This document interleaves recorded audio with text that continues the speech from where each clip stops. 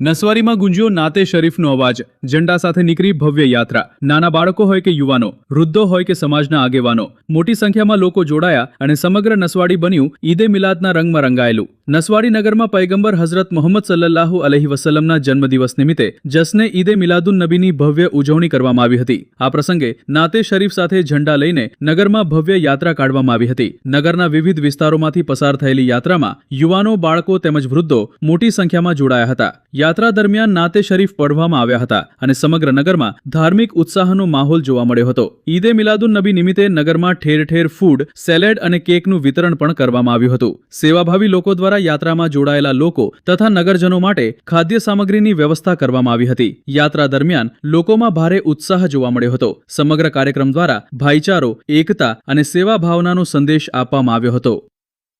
નસવારીમાં ઈદે મિલાદુન નબીની ઉજવણી બની ભાઈચારા અને સેવા ભાવનાનું ઉદાહરણ. નાતે શરીફ, ઝંડા અને સેવાકીય પ્રવૃત્તિઓ સાથે ભવ્ય યાત્રા સંપન્ન. રિપોર્ટર મુકેશ પરમાર, નસવારી પ્રકોપ ન્યૂઝ.